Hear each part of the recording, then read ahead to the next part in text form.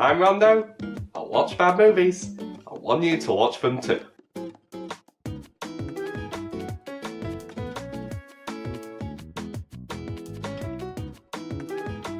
Today's victim, Alec Baldwin's The Shadow.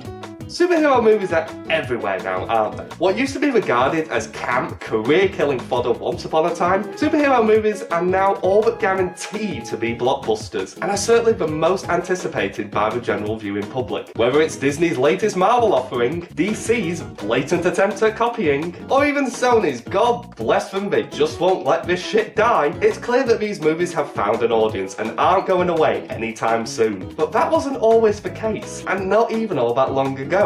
Case in point, 1994's The Shadow. Ever since the critical success of Tim Burton's Batman in 1989, every film studio was eager to jump on the superhero bandwagon. These films could now be edgy and adult. More of this.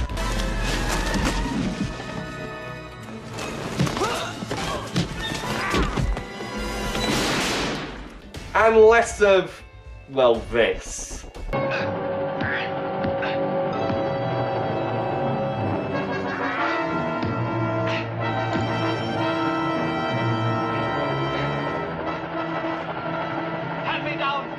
The shark repellent bat spray! Enter Russell McCaughey, an Australian director who was most famous for films such as Highlander, as well as its less than stellar sequel, which was a little too stellar for some. 500 years ago, on the planet Zeist. As well as music videos for Video Killed the Radio Star, Total Eclipse of the Heart, and Vienna. He was tasked with directing the first film of what was planned to be the next big superhero franchise, The Shadow, based on the 1930s Pulp Fiction character and starring Alec Baldwin as the lead. So yeah, the guy who gave us Highlander the Quickening and the music video for It's a Kind of Magic was tasked with directing the next big superhero movie. What could possibly go wrong? Everything! But I'm getting ahead of myself. Let's look at the few positives. Believe me, this won't take long. First of all, the casting and music for this movie is good. Damn good, in fact. Alec Baldwin, Ian McKellen, Tim Curry, Peter Boyle, and its original theme sung by Taylor Dayne. These are all big names which gave the movie an immediate feel of class and polish. But when it comes to the rest of the cast, you have to remember that even the most wonderful pizza can be ruined by the slightest chunks of shit. The Shadow's love interest, Margot Lane, is played by Penelope Ann Miller. Who's she, you might ask? She had a main role in Kindergarten Cop. Yes, the Arnold Schwarzenegger movie. Whilst this isn't bad in itself, the actress clearly has no idea how to play her part. With an act more wooden than Groot, Miller displays no passion in her performance, and for the main love interest of your brand new franchise, that's a bad sign. But if the lead actress of this movie is poor, its leading man is just as bad. Alec Baldwin throughout this entire movie looks like he couldn't care less. He mumbles his lines, he has the exact same expression on his face throughout the entire 108-minute running time, and the worst thing of all, he's just so boring. He's about as three-dimensional as his nom de plume suggests. And don't even get me started on his laugh.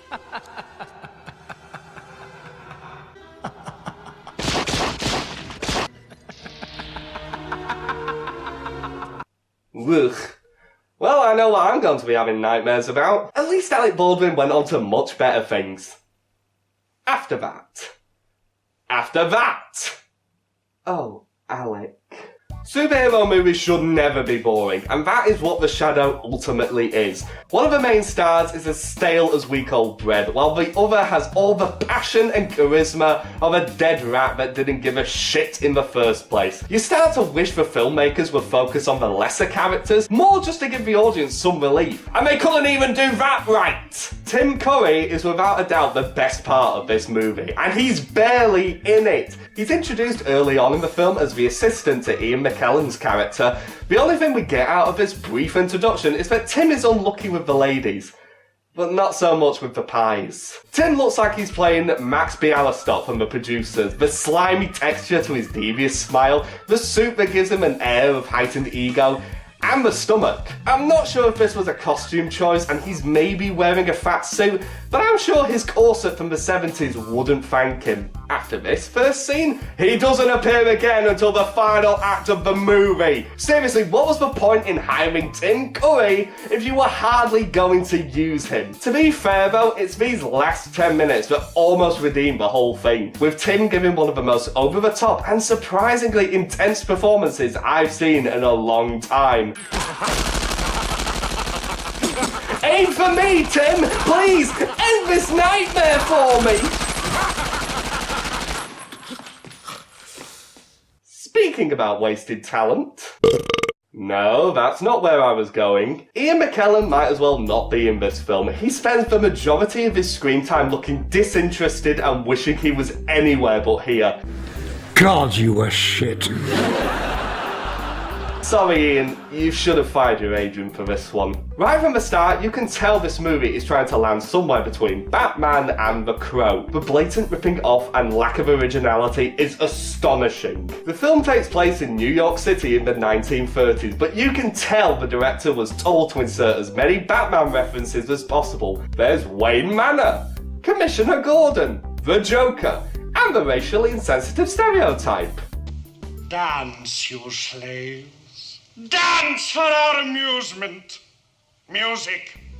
What's worse is that whilst this movie cost $40 million to make, good luck trying to see any of it on screen. The effects are so awful and cheap, it looks like it was made in the 30s, not set in the 30s. The Shadow is driven around in a New York yellow taxi that wouldn't have looked out of place on the set of Brum, and all of his allies wear magic rings that look like they came out of Kinder eggs. Seriously, they look like they're about to summon Captain Planet. Adam West Batman is laughing at you right now. This guy is laughing at you.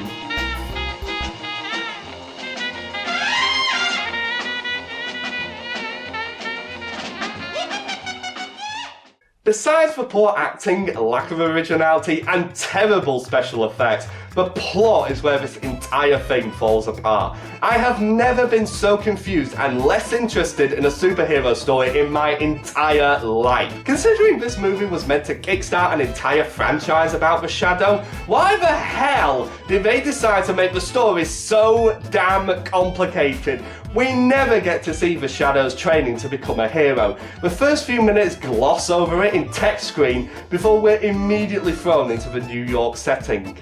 Unlike most other films that show the hero's struggles and determination to rise to the challenge of their new role, this movie ignores that completely and just expects the audience to be told all this major character development rather than shown any of it. Show! Don't tell! The film's villain is also a major problem. Whilst I admit to not knowing much about the Shadow or his mythology, I'm pretty sure at no point did he ever fight a modern day descendant of Genghis Khan, complete with an entire army of Mongol warriors, all wearing full Mongol warrior armour, in the middle of 1930s New York. How the hell were audiences meant to take this seriously? Genghis Khan threatening New York with a nuclear bomb built by Ian McKellen with Tim Curry as a villainous sidekick should not be this dumb. Wait. This film tries so hard not to fall into the campy superhero cliche, but with all the poor choices it makes, it can't help but become one. The story is atrocious and way too messy for audiences to follow, but what do you expect from the guy who gave us Planet Zeist? This should have been a simple origin story, but instead they threw in everything except the kitchen sink. The acting from even the most talented members of the cast is disinterested, and the movie looks dated even by 1994 standards. I will admit that some of the practical effects are decent and it has a fantastic musical score, but it's not enough to save the overall product. It's a little wonder that the Shadow franchise never took off. Poor box office results and tough competition from The Lion King and The Mask, meaning it barely made back its budget. So it wasn't so much Genghis Khan who was the Shadow's archenemy, but rather Jim Carrey in green face paint. Ouch. Good 90s superhero movies were few and far between, and The Shadow certainly isn't one. If you're curious to see how bad it is, I'd give it a go, and you might even find some enjoyment out of it. Just don't be surprised if you end up foaming at the mouth like Tim Curry by the end of it.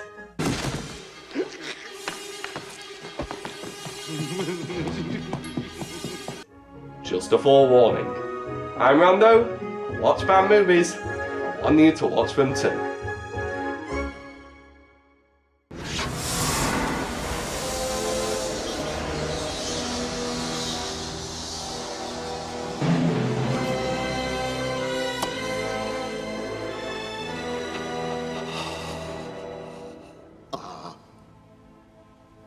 We're closed.